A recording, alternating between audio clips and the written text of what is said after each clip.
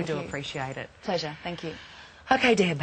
Looks like a fascinating read, Sarah. Thank you. Well, this is a question that many of us wonder at one time or another. Will we age like our parents? Well, the answer to never-ending youth could be closer than you think.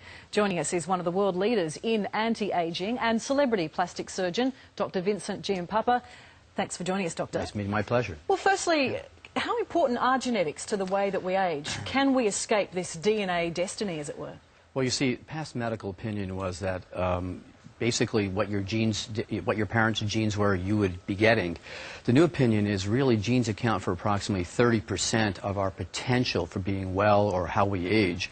So that leaves 70% basically in our power to control our environment, our lifestyle, to really make the difference. We rely on a lot of things to stave off ageing. Creams, vitamins, healthy living all encompass it. But can we do anything to look after our DNA? Well, I think the most important thing we've learned at both the research level and clinical level is, number one, is to prevent damage to our DNA, and number two is to help DNA repair itself. Because DNA is really the blueprint inside each one of the 100 trillion cells of our body that dictate our potential for health and how we age. You're involved in the cutting edge of looking at anti-ageing techniques. What are some of the top processes that are helping to stave off ageing? Well, I think some of the most important things to look at are stem cells. Now, in our body, there's two types of general groups of cells, our body cells and our stem cells. It's our stem cells that really create the new cells that keep our body healthy and maintain our health and how well we look and age.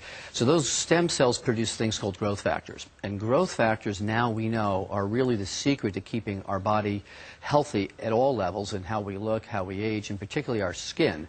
And some of the most recent advances in the use of what was laboratory information is now coming out to the public in the form of both skincare and oral supplements.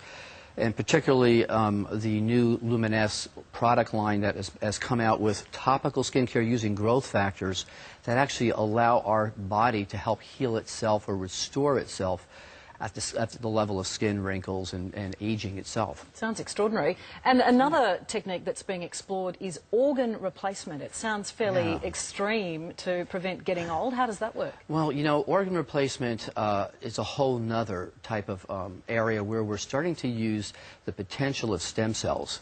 Rather than replacing an organ, using these stem cells to regenerate the organ that maybe is failing, particularly our brain, our mind, our heart.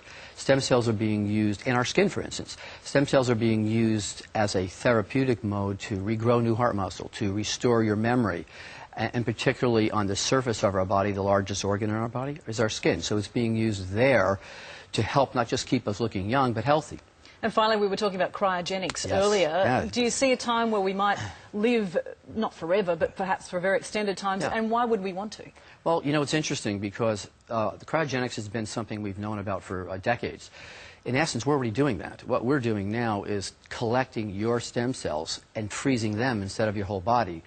And so by doing that, we've frozen an essential part of you in time that can be used anytime the rest of your life for, to maintain your health, to restore your heart, your lungs, your kidneys, your skin, cosmetically. But the real thing here is there's no need to freeze your whole body if you can store that essential component of you that is really the regenerative center of wellness and health. Interesting research. Doctor, thanks for coming in this morning. My pleasure. So, Sarah, some fascinating ways to stay young.